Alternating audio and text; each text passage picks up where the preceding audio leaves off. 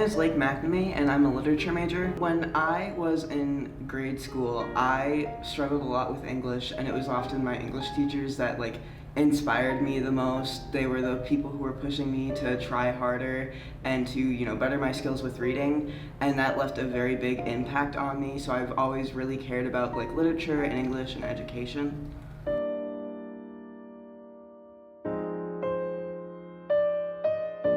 I would say that the person that I've looked up most to in the English literature field would probably be my high school English teacher. She was the person that really set me on the path for pursuing something like education. Originally I was going to be a high school English teacher because of, the way that she influenced me, but I liked what the, getting a PhD in literature could offer me, so I ended up going that direction.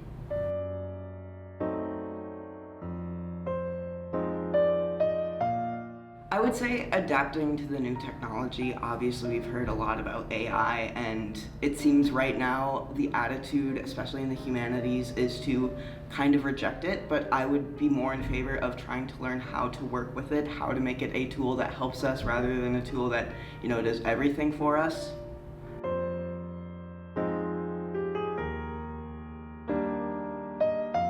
I think literature and humanities as a whole really needs you to think holistically. You have to be able to look at the big picture, and you have to be able to look at everyone's perspectives. You can't just agree with people who have your same viewpoints, because the only way that we can have conversations is when we listen to people who disagree with us or who maybe think differently. I would like to make things like literature theory a bit more accessible to people.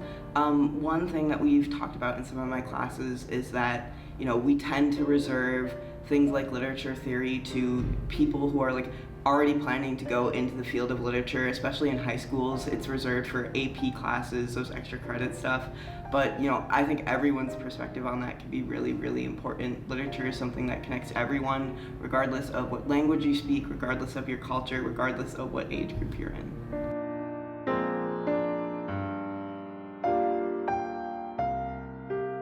You have to really like reading and writing. I think that's a very, basic thing to say, but you are going to be reading and writing a lot. I've had several classes this semester alone where it's I've had to read 4 books in a week and write papers on them, so you have to make sure that that's something you enjoy doing. I've spoken to some people who are majoring in English and literature, and they've been oh, I hate reading and I have to read all the time, and I'm that's just what you have to do, unfortunately. If that's not something you enjoy, then...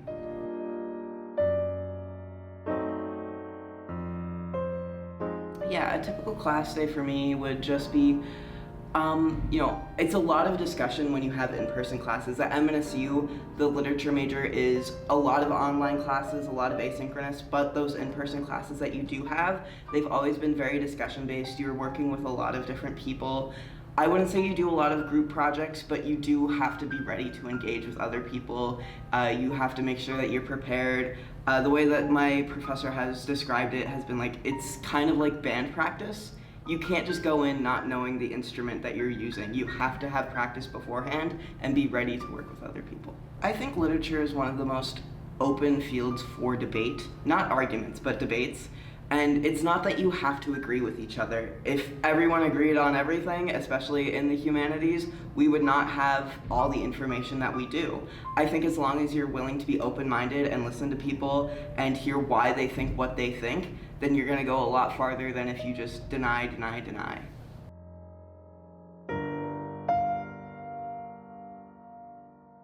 I would say those Good Thunder readings are really, really impactful. You get to talk to authors, you get to ask questions. They often even do book signings.